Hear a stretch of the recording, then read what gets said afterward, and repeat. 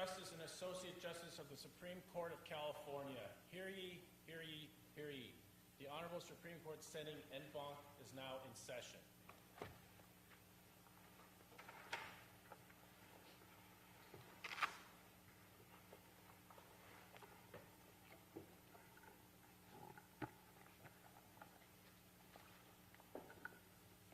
Please be seated.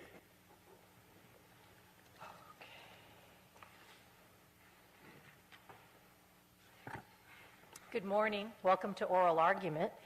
Before I have the clerk call the calendar, we'd like to welcome some of our visitors in the courtroom and in the overflow auditorium at the lower level. A group of international students from the University of San Francisco with Professor Lani Verotsko. Are you here in this room? Welcome. We also welcome the Moot Court class from the University of San Francisco, Professor Amy Flynn. Good morning. And the Immigration Law class from UC Hastings, Professor Richard Boswell. Welcome. Clerk may call the calendar. Good morning. Supreme Court of California sitting in San Francisco on Wednesday morning, September 4th, 2013 at 9 a.m. Case number S202512.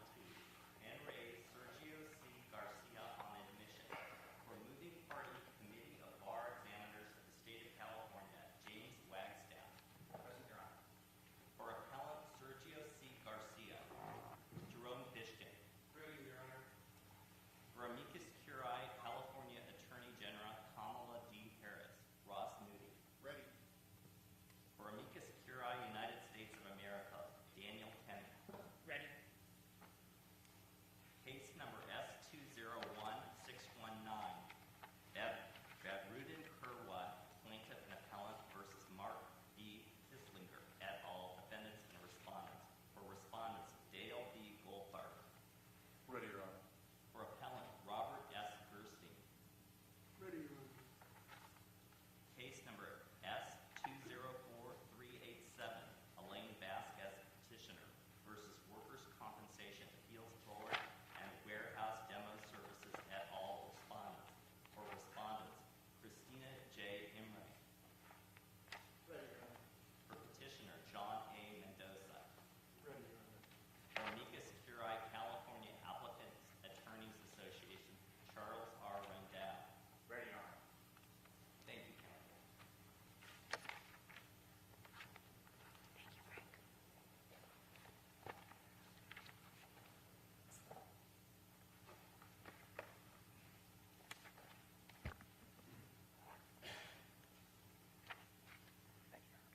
May it please the Court, I'm James Wagstaff, appearing on behalf of the Committee of Bar Examiners of the State Bar of California.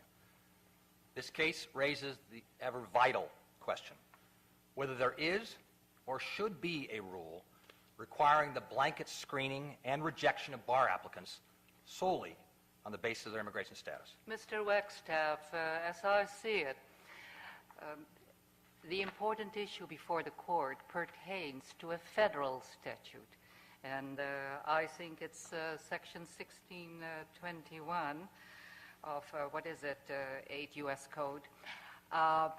And I presume that eventually in the course of your argument to this court, you would focus on certain phrases in that particular provision. First of all, let's make it easy. Generally, what does this particular federal statute prohibit? What this federal statute prohibits, Your Honor, actually is allowed, of course, because the statute itself allows states to enact laws. But as to situations where the law is not enacted, Your Honor, it says that states shall not give public benefits that are of a particular type, including professional licenses, that are provided by an agency of the state or by appropriated funds. Those are our terms that we're looking at. And I presume that initially you're going to focus on an agency of the state. Well, I am, Your Honor, but perhaps I should start with that very, how do we read the statute? Because it's a statute by which is attempting to take away existing police power. We have to ask ourselves whether a federal statute can be read to take away long-existing plenary power in the absence of clear and manifest language. That's the prism through which we analyze the statute. Just to unclear my personal confusion, would you be kind enough to explain to me, in reading the statute, the federal statute, 1621, it does allow the state to do something contrary to that federal statute. Is my construction correct? It is, Your Honor. All right, next question. That's why people have called this an authorizing statute. Next question. Yes, Your Honor. Can you point to any particular California legislative act that goes completely contrary to the federal statute and does allow what you are asking this court to allow? As to a legislative act, Your Honor, I cannot. I can simply say, however, that the statute uses the word law, not statute. Law, of course, I teach civil procedure, first day of class. So? What a law can be, of course. So we can make up the law. You can, Your Honor. Mr. Have we done Wagstaff? so? Really? Mr. Wagstaff, let me ask you. We're Wait, here wait, to did- decide congressional intent Yes, Your Honor. of a 1996 statute contained in an act, in a portion of the act called Restricting Welfare and Public Benefits for Aliens, end quote. And just so we're clear, we're talking about 1621 1CA, and that whole statute of 1621 expressly denies public benefits from certain quote-unquote language of the statute, aliens. And that includes public benefits under A, C1A, and C1B.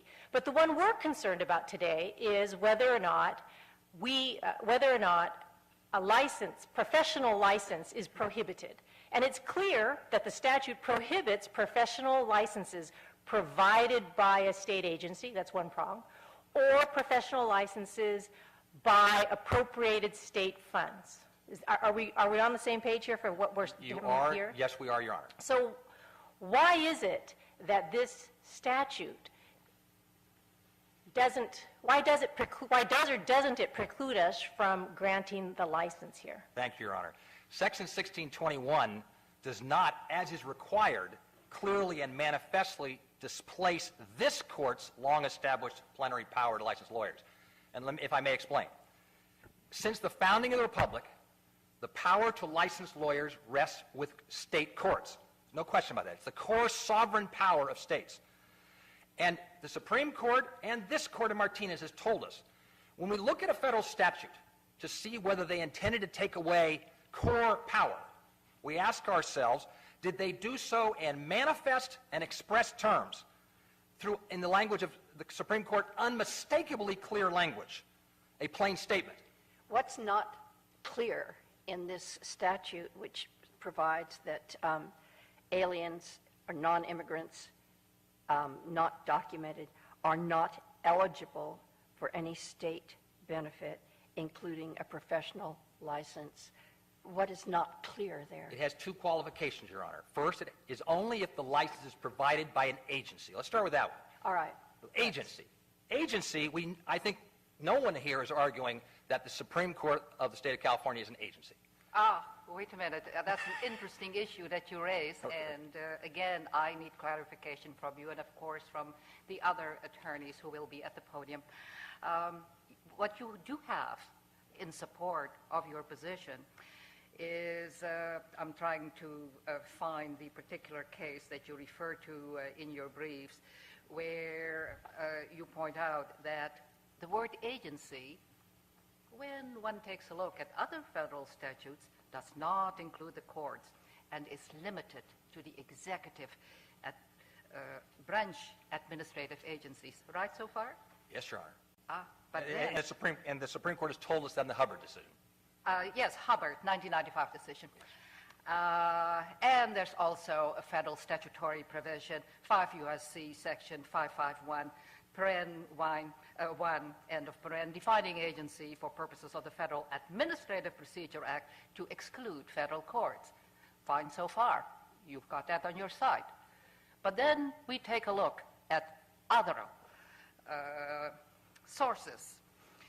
And it appears that 22 U.S.C. section 661, 6106, paren 1, says the term agency of the United States government includes any court of the judicial branch. And taking a look at California law, Government Code Section 3202, the term state agency includes every state office, department, division, bureau, board, commission, superior court, court of appeal, and the Supreme Court. My approach, and this is, I'm just talking about my view, which may be completely wrong, and that's why the attorneys are here to correct me. It would appear that given the ambiguity as to what the word agency means as used in section 1621 of the federal statute, there appears to be ambiguity. Once there is ambiguity, we apply well-established rules of statutory construction. We then have to figure out what was congressional intent in this particular instance. And I presume we can then also take a look at the legislative history pertaining to the eventual enactment of the statute here. And what was the purpose that Congress had in mind when it enacted Section 1621? Your Honor, 1601, which is the lead-in... 1621. 1621, Your Honor. Your Honor, I think with respect to the definition of agency, this court has told us repeatedly you use... I'm talking about the purpose. Would we correct to say that when one takes a look at what may have been behind the congressional intent is the restriction of the availability of public benefits to those people who are not lawfully here, thus presumably reducing the incentive to come into the United States unlawfully? Is that... I'm trying to figure out what the purpose was of Congress. The first word of the purpose section 1601 is self-sufficiency. Is the government funding the benefit? Is it through funding the benefit? In this case, of course, the facts show that the government is not funding the benefit because the Well, you're skipping to the second prong at this point. I was asked about the purpose of the statute, but if I could, the usual and ordinary meaning of agency does not include courts. Talking, Mr. Wagstaff, if you will forgive me for interrupting you, what is the general purpose, or what was the general purpose behind the congressional intent? At this point, I am not focusing on agency. That is afterwards. The purpose of the statute is as written, is if a benefit is provided by an agency or if the benefit is provided by the appropriation. That's the purpose of the statute, designed to encourage self-reliance of those who are undocumented immigrants. I have a couple questions. Please, Your Honor. First of all, congressional intent is paramount in this case. It is, Your Honor. And is there anything in the history, the congressional history, that would indicate that Congress wanted to parcel out a license to practice law as opposed to a license to practice medicine, a license to conduct nursing services, a license to teach? Is there anything at all that you can point to that would indicate that Congress felt that a license to practice law should be treated differently? Yes, Your Honor. Because of the manner in which the Congress knows, and this Court and the Supreme Court of the United States have said we interpret laws.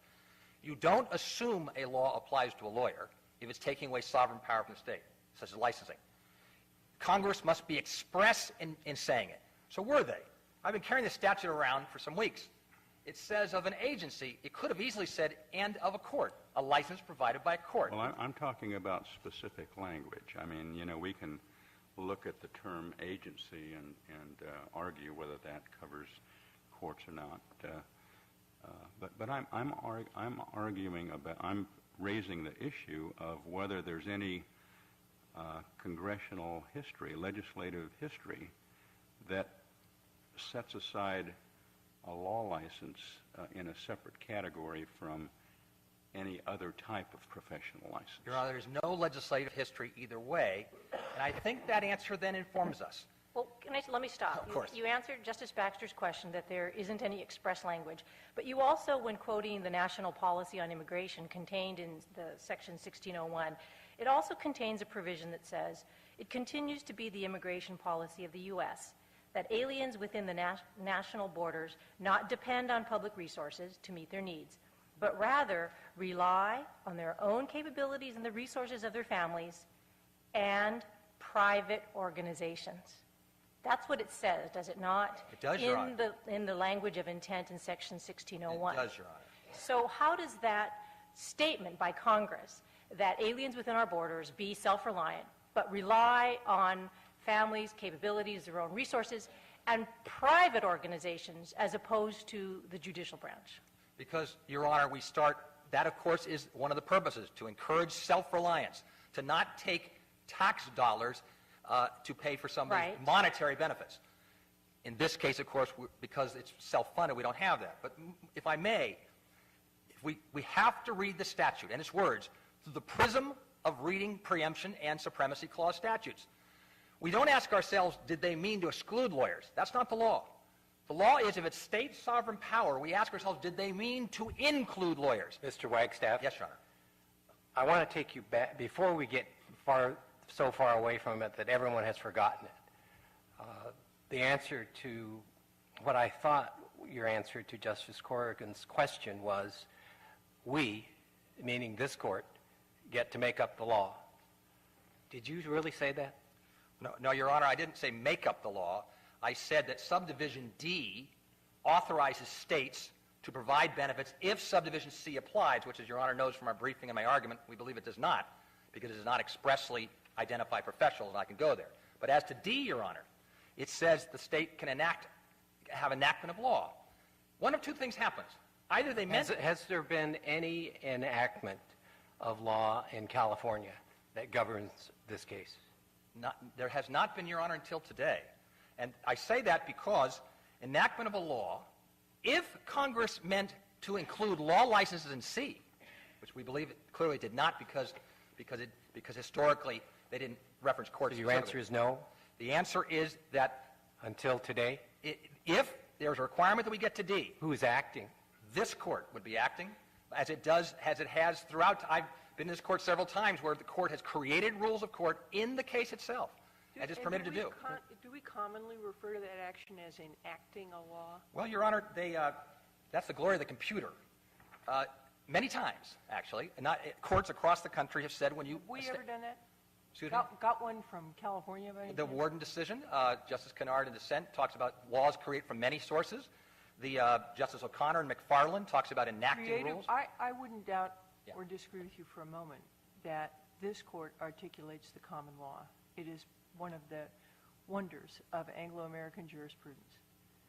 I'm wondering whether or not anyone has referred to that creation of the common law as an enactment of the law. Your Honor, no, but when this court makes policy determinations on rules, it is, of course, acting in its legislative capacity.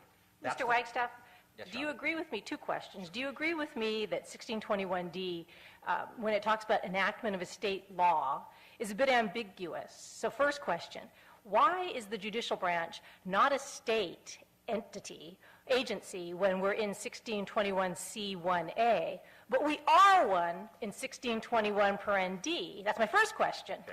And my second question is, given the ambiguity, the House Conference report on this case, on this statute, says that no decision of any state or federal court shall provide a sufficient basis for a state to be relieved of the requirement to deny benefits to illegal aliens, end quote. So first, Your Honor, the first question, which is the anomaly. The anomaly, if the courts are somehow covered by C, and I submit they are not for the reasons in our brief, and if I get to it, then it would make no sense to have a savings clause that allows a state to do it, but the one public benefit, that is the law license, which this court provides, no one else provides it but this court, that's the one item that's excluded from D. That makes no sense. It's an anomaly. That would be, in many ways, simply a gaping hole. It's not anomalous, counsel. I mean, the statute is written to say state legislatures enactment because perhaps Congress wanted political accountability. They wanted, if a state is going to license undocumented immigrants to do law, medicine, whatever, they wanted it to occur through a politically accountable mechanism. Courts typically don't have that kind of political accountability, and so they chose specifically the instrument of the state legislature to ensure that political accountability. Why isn't that the most straightforward reading of the statute? I don't think it is, Your Honor, because the core sovereign power on law licenses is this court. It's not the legislature. I understand that, but of course our legislature has legislated on the practice of law in lots of different ways. And if the legislature were to pass a law that said, you know, we think undocumented immigrants should be allowed to be evaluated for a law license irrespective of their immigration status, and of course if this court were inclined to agree with the legislature, we would simply defer to that statute. There would be no problem with that. Your Honor's phrasing... Congress is not saying that the legislature of a state must be authorized to license people. It just says the legislature has to express that is agreeable to them. But subdivision D talks about the state providing the benefit. And in this case, Your Honor, the only sovereign body with core sovereign power that can do so is this court. This court has on occasion used the aid of the legislature, but on repeated occasions, the Merco case, In re attorney discipline, etc., this court has said the plenary and exclusive power to issue law licenses and to regulate the practice of law is in this court, not the legislature. Except, Mr. Wagstaff, that of course there is something else drifting out there which says that while you are right that yes, we ordinarily do have that power, but the federal government has the plenary authority over matters relating to immigrations. And at least as I understand it, provisions of federal law regarding immigration may well preempt or do preempt state law.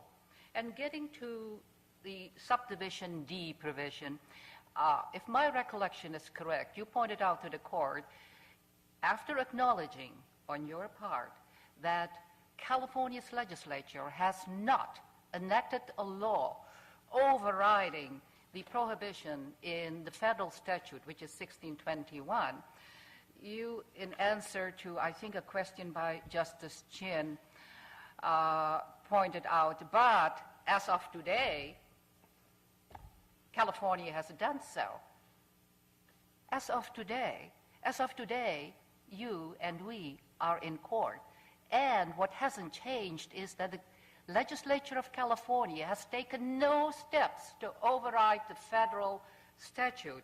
And taking a look at subdivision D, it specifically talks about the state overriding, et cetera, and enactment by the state.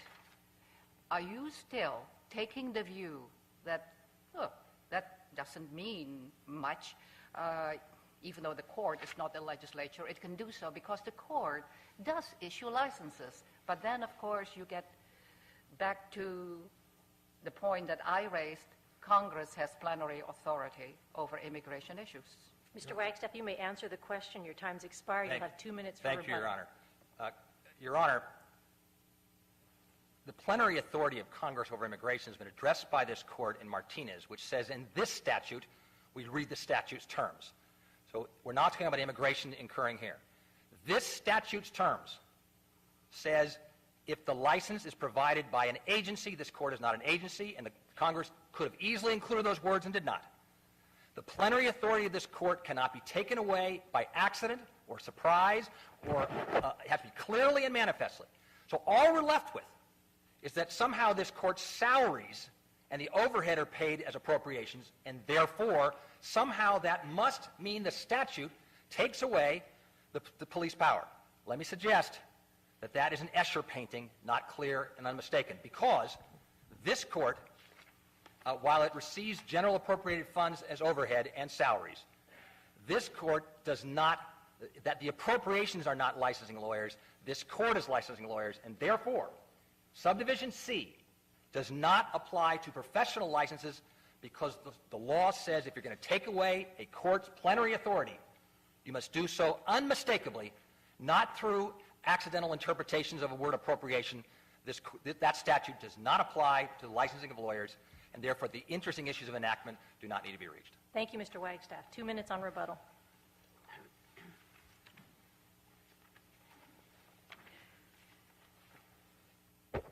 Thank you, Your Honor. Jerome Fishkin on behalf of Serhio Garcia.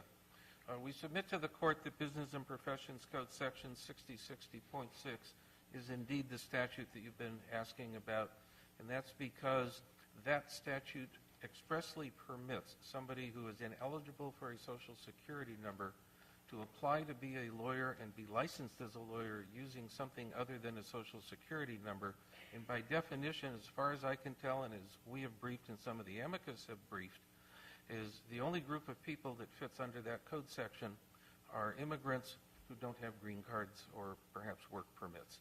And therefore, that is, if a statute is needed, that is the statute that does so. So it's your view that that statute relating to eligibility for Social Security benefits is a statute that satisfies the requirement that the state provide through the enactment of a state law which affirmatively provides for the eligibility of an unlawful immigrant?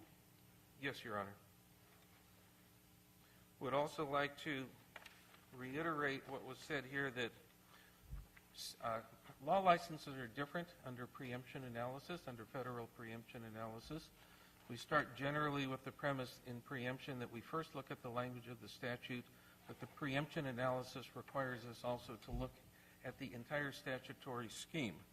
And the case law has told us clearly that lawyers and law licenses are different, and if there's an intent to license for a preemption statute to preempt this court's ability to admit or discipline attorneys, it must So, Mr. Fishkin, under that analysis, then if we look at 1621C1A and B, and if the argument carries the day that the Supreme Court is not covered under 1621C to prohibit benefits, then I suppose it means that the Supreme Court can give grants, contracts, loans, commercial licenses, retirement, welfare, health, disability benefits, public or assisted housing benefits, educational benefits, food assistance, unemployment benefits, and any other similar benefit to, as the statute calls, aliens. Is that right? So we would be completely exempt, and the Supreme Court could start granting loans and contracts because this law doesn't apply to us. Wow, are we going to be busy? That's not what we're saying. Well, then are you only singling out professional license? Because that seems to be your argument. We're focused on professional license, but if the Supreme Court is not considered either an agency or considered using appropriated funds, then we're completely out of this statute, and we can give whatever we want. Isn't that the logical conclusion of your argument? No, I don't think so. I think it means this court can admit lawyers, this court can discipline lawyers, this court, without reference to that statute, can do as you did in the attorney discipline case and impose dues on lawyers. The other powers that you read from the statute are not powers that would typically be administered by the Supreme Court. Well, that's not necessarily true. The courts themselves may engage in grants or contracts, disability benefits, retirement benefits, health benefits. That's what we do. We have employees here. That's what we do. I would have to come back to where I would support what Mr. Wagstaff said, and that is we're concentrated here on the professional license, and that when the federal government is going to take away the power to discipline and the power to admit lawyers, it must do so expressly and not by implication, and it hasn't done so here. Well, so is your position that if they wanted to include law licenses, saying professional licenses isn't enough, they should say law licenses and medical licenses and barber's licenses and fishing licenses and whatever other kind of licenses might fall into that category? Because if they don't enumerate them, the umbrella professional licenses is not sufficient? No, what we're saying is that because law licenses uniquely come from the judicial branch of the government and not elsewhere, that it's the law license that must be specified, and the failure to specify the law license. So the doctors would be out of luck and the barbers would be out of luck, but the lawyers, they have to be specifically articulated. Lawyers have to be specifically articulated. I think we have briefed that issue. I think several of the amicus So would have. this statute otherwise apply to physicians, for example, who are also licensed by the state? I assume so because, number one, physicians are not licensed by the judicial branch of the government, and that's where we think the Doesn't that seem distinction like an is. odd result to interpret the statute that way when they use a universal term? And most people, when they think about professional licenses, if you're not in a profession that's otherwise licensed, the average person thinks of doctors and lawyers, don't they? I think the average person probably thinks of doctors and lawyers and a couple of others and gives no thought to the fact that lawyers are licensed from the judicial branch of the government by the inherent power of this court, and doctors are not, and dentists are not, and cosmetologists Counsel, are what not. do you think the appropriated funds language in C means? I think appropriate... What does it mean to have a license provided by appropriated funds? I would envision something like the medical board where the government provides funds to an agency, and those funds are used to provide the license. Without the medical board... I mean, there is no literal meaning of the phrase in the sense that the funds aren't providing the license in any case. I mean, some entity is providing the license, is it not? Well, I mean, certainly... in other words, you have to read that language commonsensically to mean provided by an entity supported by appropriated funds. Doesn't it have to mean that? No, it can mean, for Do instance... funds go around walking by themselves, Funds- handing out licenses? No. Entities do, right? Entities do, and entities are supported by the funds. In federal legislative process, funds are... Laws authorize entities, laws authorize programs, but there's also a separate appropriation for them. In the absence of the appropriation... Okay, so now we're at a different point in the argument. You're saying it must be a separate appropriation. Why? That's not in the language of the statute. It says the use of appropriated funds, and I will agree with Mr. Wagstaff that the appropriated funds do not provide the license. It's the inherent and plenary power of this court that exists whether or not there are appropriated funds. If the legislature does not appropriate funds for this court next year, this court still has the power to license attorneys. If the legislature appropriate funds and the controller doesn't cut the checks, this court has the inherent power to license attorneys. It's not the appropriated Do you funds. also agree with Mr. Wagstaff that this court should enact a new law? And in enacting that new law, we should use the policy considerations that you have urged? I agree that this court has the power. I believe that's what you did in the In re attorney discipline case, is created a rule of court to assess dues on lawyers based on an OSC or based on a hearing in a case, and that it was a Supreme Court rule, and that's part of the Supreme Court's what's sometimes referred to as the legislative side of a court, where the where the court enacts rules. It would fit within or without this statute because And while it we're would only apply to considering lawyers. these policy considerations, can you tell me whether or not the record has any contrary considerations? In other words, did the amicus from the U.S. Department of Justice provide any contrary policy considerations, or did they just urge us to examine the language of the statute? I think I don't want to speak for the Department of Justice. My recollection is that in the three amicus briefs that were filed in opposition, they focused on such issues as, is this court an agency? Did the enactment intend to discourage immigration or to discourage undocumented immigrants? I think the issue was discussed. How do you discourage a child from following his parents to the country of his choice? This is where family values and legal values intersect. Mr. Fishkin, you say that 60.6 is the affirmative statute that permits undocumented immigrants to obtain a law license. Yes, Your Honor. Putting that aside, the underlying argument, though, I take you agree with this, and that is that 1621 subdivision D is kind of a savings clause, so to speak. There are multiple prohibitions in 1621 about public benefits for, as the statute quotes, aliens, including a professional license. But when you read through the statute and you get to 1621D, it provides specifically that the state may provide for an alien, as described in the statute, to be eligible for any state or local benefit for which the alien would otherwise be ineligible only through the enactment of a state law, which affirmatively provides for such eligibility. So would you agree then that notwithstanding the interpretation of the statute thus far as argued amongst the parties, that clearly the legislature has authority to do and enact an affirmative law that permits a law license, much the same way as we found in Martinez with the Education Code? Yes, the legislature has that authority, I agree.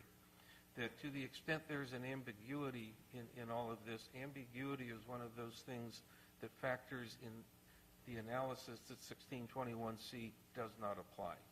And it's the ambiguity dealing with lawyers who are licensed by the judicial branch, by this court, not even by the judicial branch, by this court. And that's what makes lawyers different, and that's why 1621. Can I return you then, counsel, to the appropriated funds language? I mean, I guess I'm not seeing the ambiguity you see. You want to read that to have some additional words, meaning you would add the words specifically appropriated, for the purpose of providing licenses. No, that is not what the statute says. It just says appropriated funds. This is our court operates on appropriated funds. You said, I mean, these two parts of your argument are actually in tension. You say the court is not an agency. The court is the one providing the licenses. That gets you out of the first prong. I'm actually inclined to agree with you on that. The court is not an agency. But the minute you say that, you have to acknowledge that the court is the one providing the licenses, and the court is an entity supported by appropriated funds. It is definitely supported by appropriated funds, and those appropriated funds make it easier and far more convenient to do the job of a court. Indeed, necessary. I disagree. If all the appropriated funds were taken away from this court would still have the power to be a Supreme Court and hear cases and issue orders, and it would not depend upon whether or not somebody basically cut We the could picture. do it with the lights off and the heat turned down, but, I mean, it wouldn't really be a court. It would be a court. It would be a whole lot of problems, but I mean, look, by the time we're getting into these somewhat extreme hypotheticals, don't you think you've strayed from the plain reading of the statute? The plain language of the statute is the first question, but not the last question. Mr. Fishkin, I'm sorry, your time's expired. Thank you.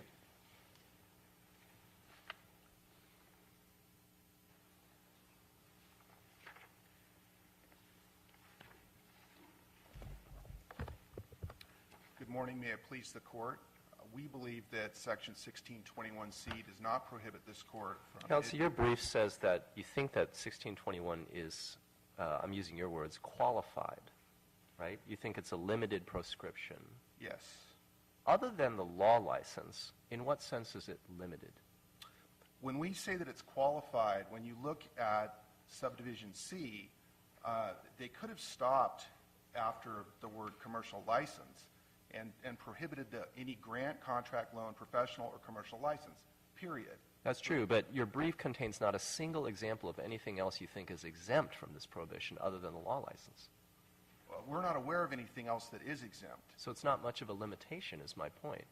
My point is that words follow the word license, professional license, and there are two qualifications. The first one is this agency qualification, and the second one is provided by appropriated funds.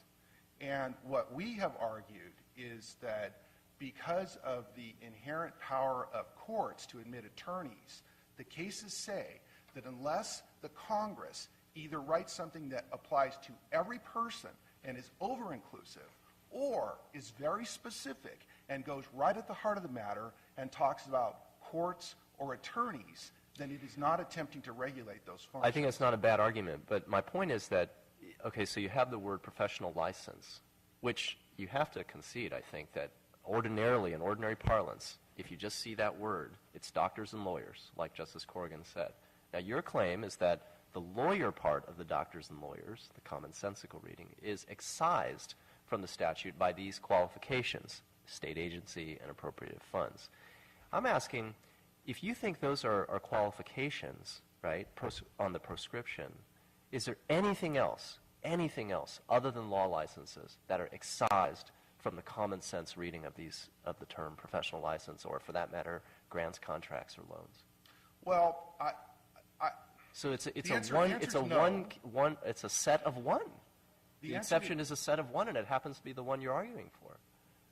As far as I'm concerned, that's fine. And the reason is because we exist in a world where your power is plenary in this area. And what we ask is, did Congress intend to control you? That is the question as I see That's a very it. entertaining argument designed to make us feel good. By golly, Congress can't control us, but Congress used a very broad term, professional licenses. It does happen to be the case in this state, and as far as I know, all the other states, that the Supreme Court is the ultimate issuer of the license. But don't you think it would seem odd if they really wanted to say we mean all other licenses, doctors and dentists and beauticians and all those other people who are licensed, except lawyers, they could have said that. It's actually the other way around, Your Honor. And that's what the cases that we cited say. The Federal Trade Communication case, where the Federal Trade Communication said we have a right to regulate attorney conduct because there's this broad statute that controls the way certain financial transactions occur. And we know that lawyers are involved in those, and so therefore clearly... But that was a far more ambiguous statute. I mean, the statutory term in that case was financial institutions, was it not? It was financial institutions. I mean, but as we- that doesn't, it's not a professional license, commonsensically means lawyers and doctors. Financial institutions doesn't even come close. So my answer to that would be that the statute does not say that you cannot have professional licenses. There are all these words that follow.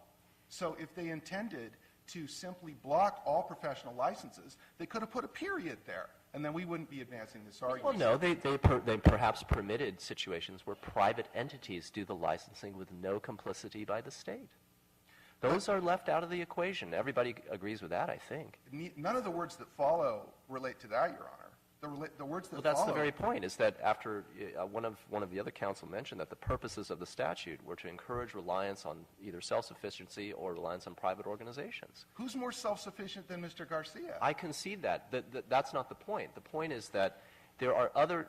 You said if they put a period after professional license, we'd be done. No, we wouldn't be done, because the Congress specifically wanted to remove from eligibility the licenses that were provided by the state in some way, either by agencies or by entities supported by the state. It was the state complicity in the license that they were after. Isn't that the plainest reading of the statute? With respect, I submit no. And the construction that you were advancing in questions to my brothers was that the first clause stands for agency, and then the second one, because it's appropriated funds, also stands for agency, essentially. And to me, that would mean that there's much surplusage in this statute, and that's not the way that we construe a statute. Counsel, let me ask you this question. It seems to me Congress, in passing 1621, extended an open invitation to the states to enact legislation to permit undocumented residents to be licensed in a variety of ways. And I'm troubled, or not, I shouldn't say I'm troubled, I'm curious as to why the legislature has not taken up that invitation. Do you happen to know? Has there been an attempt through the legislative process to not only focus on lawyers, but also to focus on doctors and nurses and teachers and a variety of other professionals that are in need? I can't answer that question. I will say that this is a dynamic field. We've seen a lot of changes. We've seen the DREAM Act recently. We've seen this court's decision in Martinez, This is I mean, very- I would think that there's a lot of public support for this. I don't know. I certainly haven't taken any polls, but it seems to me it's a classic case where the political process could achieve a lot more than any attempt to ask this court to legislate. Well, I'm not asking this court to legislate. I'm not participating in the 1621D argument. So you aren't endorsing Mr. Wagstaff's, your brother, Mr. Wagstaff's argument? We have not advanced that argument. How about Mr. Fishkin's argument that 60.6 is can enable us to get there? I think 60.6 is relevant to one of the questions advanced by the court, that you should definitely divide the issue of admission versus employability. I think that statute's relevant to that. I have a question. Oh, sorry for interrupting you. I was just concerned that your time may soon be running out. And if you will allow me to ask you a question at this point, would you? Yes. All right. Thank you very much. I'm intrigued by the 60.6 argument. And if I were on the attorney side, I would rely on that too. So I have questions on that. Is it correct to say that that particular provision allows a person seeking to be admitted to the practice of law in California to submit a federal tax ID number instead of a social security number, right so far? That's right. And you may recall that Mr. Fishkin argued, well, when you take a look at that statute and the provision relating to the inability to provide a social security number, the category of people falling into that class would be persons who are residents here but lack the requisite documentation. At first glance, that has some appeal, but then in taking a much, much closer look at that and rereading the provision several times, it would appear from 1621D, and now I'm flipping to the federal statute, it limits the particular exemption that we've been talking about to affirmatively providing. How is affirmatively providing satisfied here? One would have to deduce from, well, those who are not here on a legal basis would not be eligible for Social Security benefits. Therefore, blah, blah, blah, blah, blah. Does that satisfy the affirmatively provide requirement that Congress has put in its federal statute? There isn't one reference to residents who are not lawfully here. I agree that that's a weakness in the argument. And that's why I rely on 60.6. It's merely to point out that immigration status should not... But that's what I've been talking about. Am I missing something? My question to you pertained to 60.6. We're not arguing a D exemption. We have not attempted to find either that statute or the inherent power of what this court can do after this argument to satisfy D. We're strictly arguing C, and I'm hoping that if... Oh, because you see a weakness in the other argument, and so you're not joining your brethren. I will not disparage their arguments, but I will acknowledge that I'm not advancing them. Mr. Moody, your time's expired. Thank you. Thank you.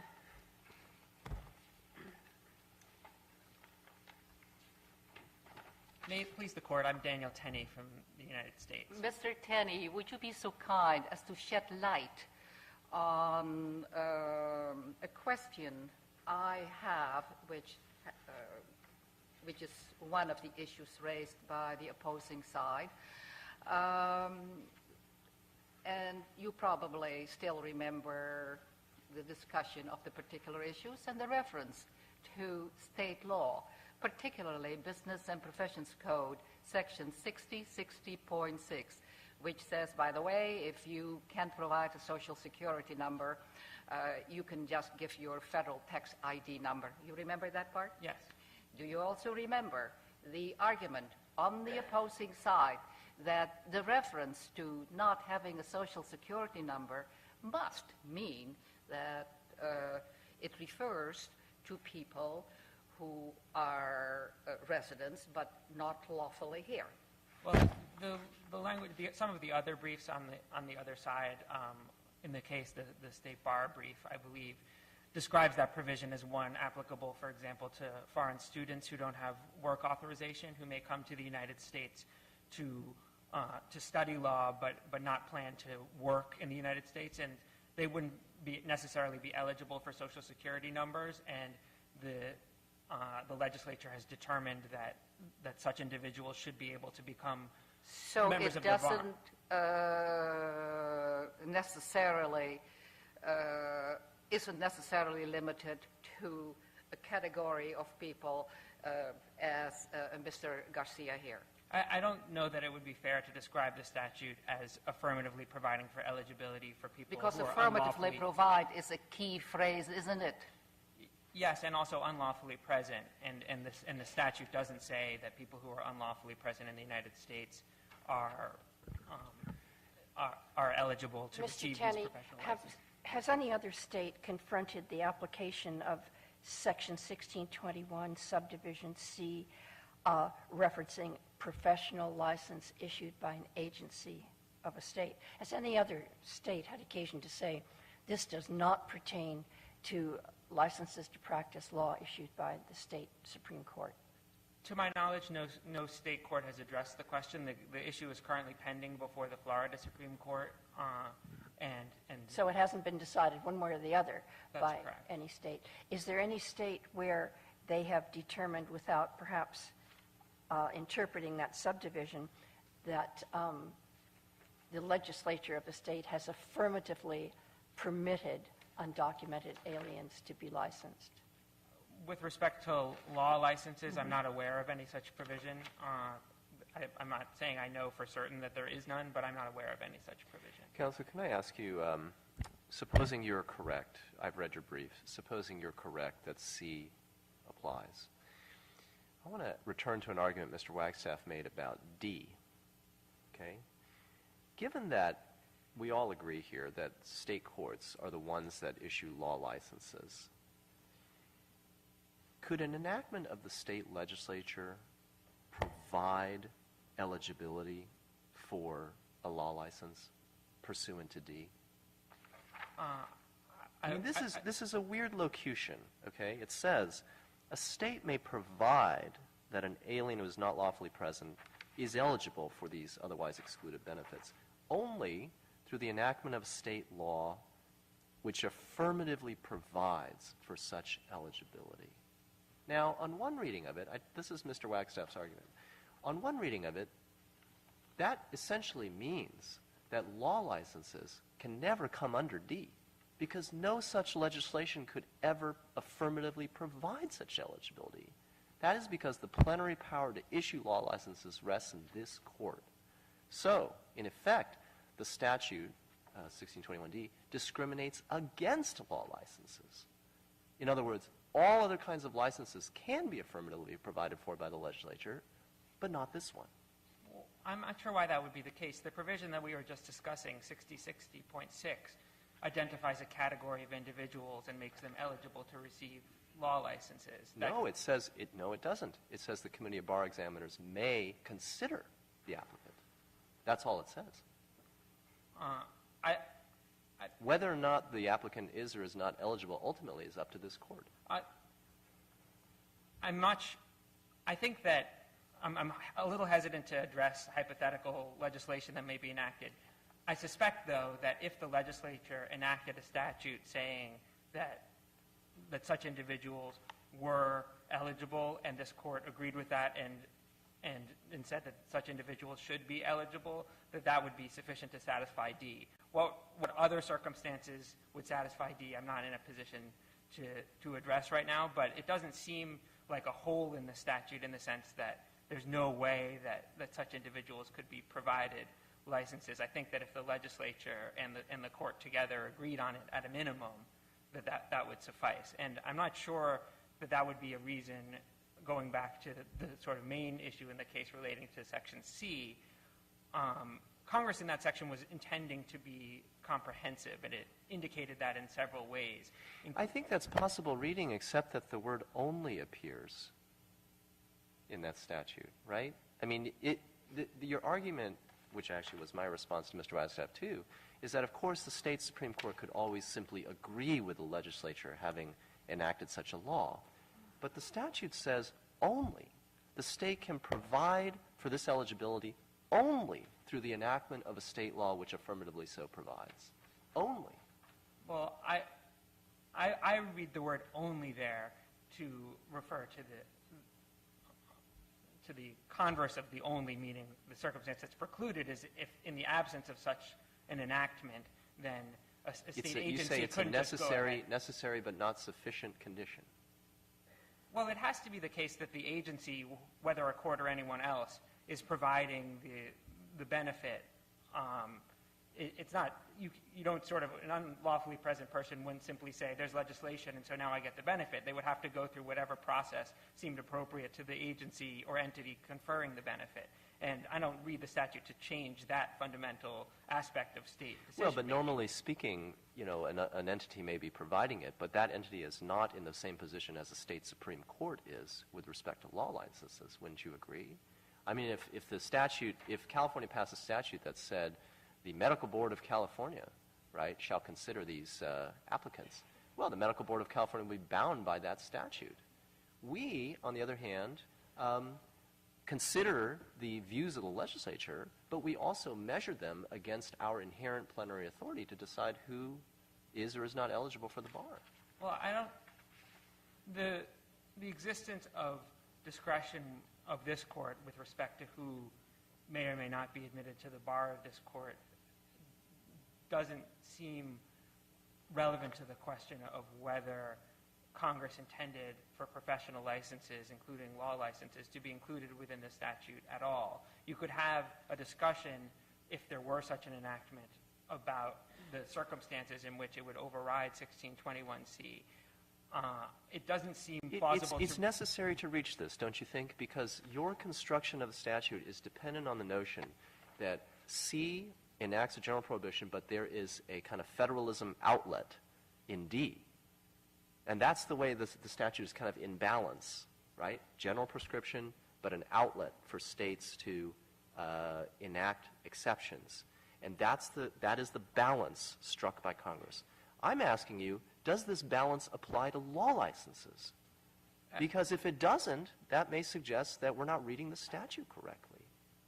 Right, and I think my answer to one of your earlier questions was that legislation that provided for such eligibility and this court's decision to issue a law license to such a person, we don't think there would be any federal prohibition on the issuance of such a license. So that is your position. That would be an outlet if the state enacted such legislation. Whether there are other outlets is not something that we're addressing today. Mr. Tenney, I want to ask you a question about the supremacy clause. We've heard a lot today, even now, about this court's plenary authority over admitting applicants, qualified applicants, to practice law in California. But we also have, on the flip side, the federal mandate that Congress has plenary authority to legislate over immigration matters. And so how do you reconcile the two authorities, plenary authority over immigration, which is, as a result, was this statute prohibiting, restricting public benefits, and the state's plenary authority, not the state, the Supreme Court's plenary authority over admission of applicants to practice law in California? If Congress, as we submit that it has enacted legislation that prohibits the issuance of law licenses to unlawfully present aliens, at least in the circumstances presented here, we would submit that that would control because Congress, as your question referenced, has plenary authority over immigration matters. And through the supremacy clause, if Congress enacts legislation in an area where Congress has authority, then that governs. So our answer to your question really goes back to our conclusion that this provision applies on its face, because a law license is a professional license, because Congress used the term any in front of professional license, because Congress used broad language to cover any issuance of a license by an agency of a state or appropriated funds of a state, which Mr. Tenney, on that point, I'd like to ask you, there's been discussion whether this court is an agency of the state and whether funds are appropriated for the issuance of a license. What part of the statute, is your view, applies here? We think that the agency question is a close question, but that the appropriated funds language clearly applies to this court. This court is funded by appropriations, and so when this court issues the license, it's doing so on the basis of having received those appropriated funds. And the point of agency, would you say that a Supreme Court of a state is not an agency of the government? We have not taken a position one way or the other. We think that there are reasonable arguments to suggest that it wouldn't be an agency. At the same time, as was discussed to some degree earlier, there are definitions of agency that would cover a court. But the primary point that we're making is that Congress was intending through this language to be comprehensive with respect to the particular types of benefits that were listed in the statute, including professional licenses. And since this court is a recipient of appropriated funds, and that's how it conducts its business, we think that that is the clause that would govern here. But in any event, the statute as a whole, in our view, governs circumstances in which an organ of the state that is funded by appropriated funds issues a professional license to an individual, and that's the circumstance that we have here. So that we haven't taken a position on the agency point specifically, but we think that the statute as a whole and the appropriated funds language in particular covers this court.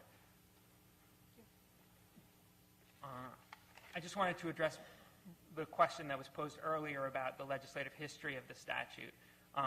There is no indication in the legislative history of an intent to exclude law licenses. There's no indication on the text of the statute of an intention to exclude law licenses. And we are aware of no other type of professional license that's issued by or on behalf of an organ of a state that would not be covered by this statute. And so our understanding. Do you think, counsel, that so your opponents, hate even to say opponents, you're a friend of the court, so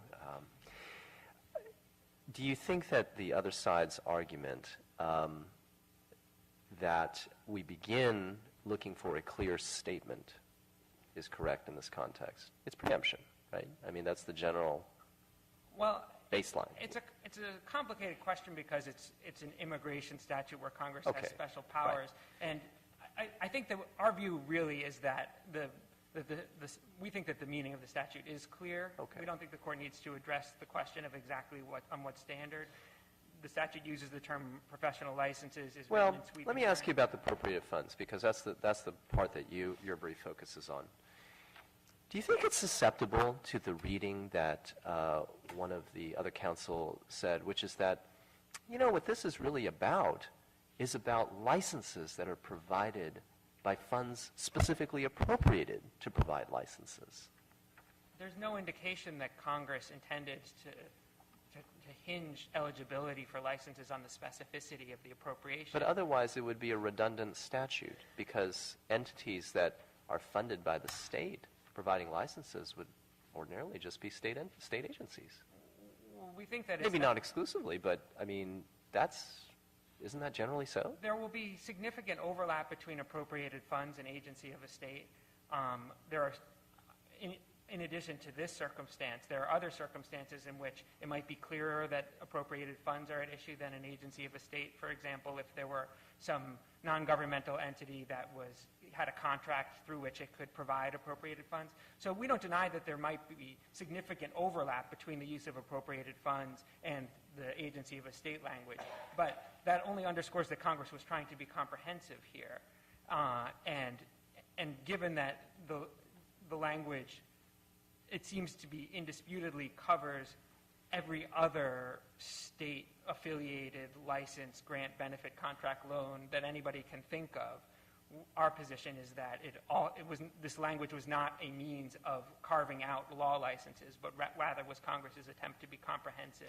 What about situations, I mean, suppose a license was granted by private entities, right, non-state funded entity, for I don't know what, but for a certain business or profession.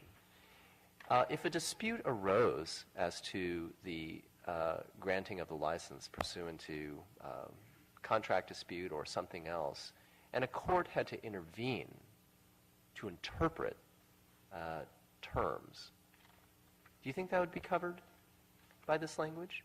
I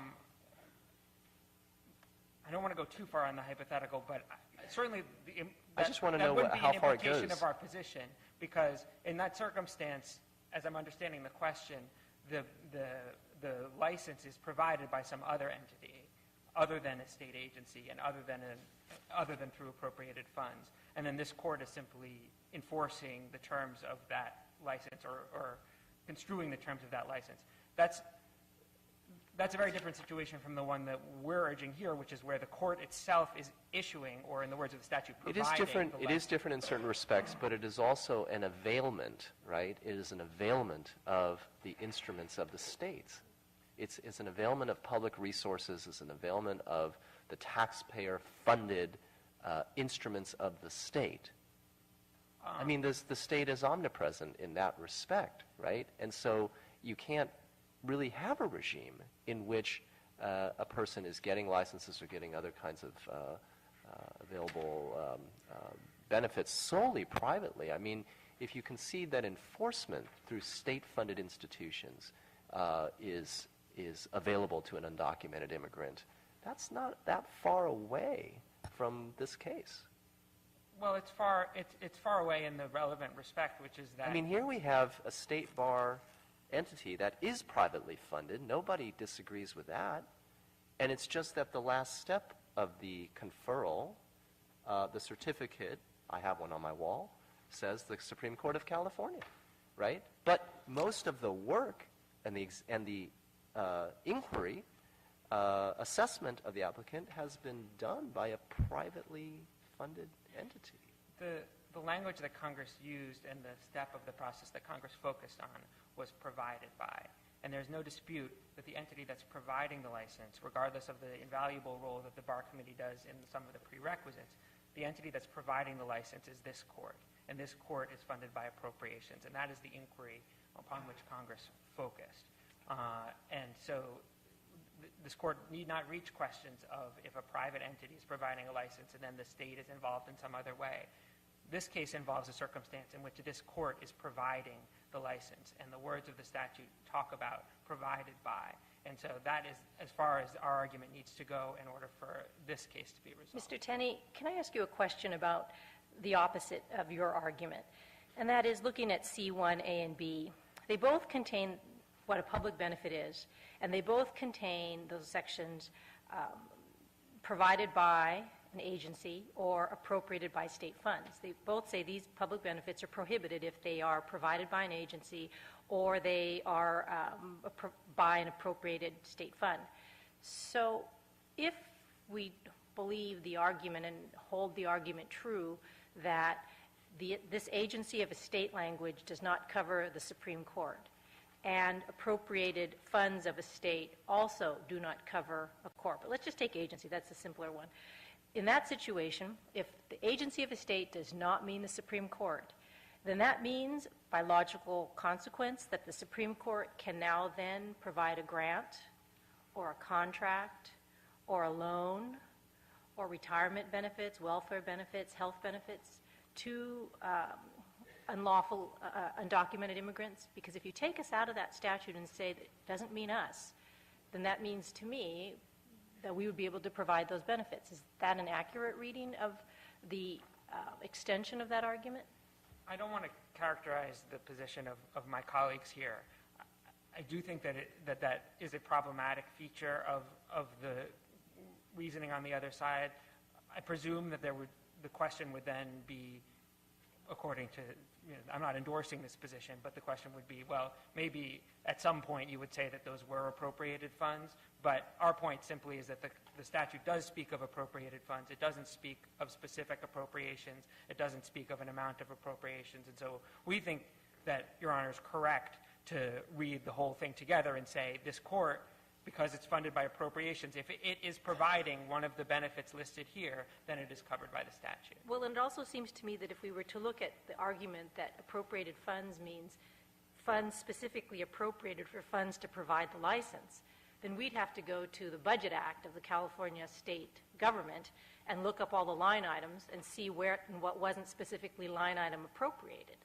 We don't think it's a plausible reading to say that the appropriation needs to be specific in some respect. If there was a general appropriation and an agency wanted to use that appropriation to provide benefits to unlawfully present aliens, we think it's clear that Congress did not intend to authorize that.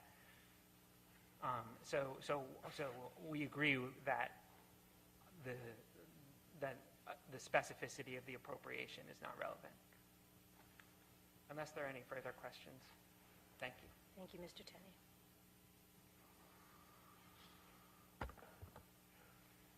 Thank you, Your Honor. 1621C cannot strip this court of its core function.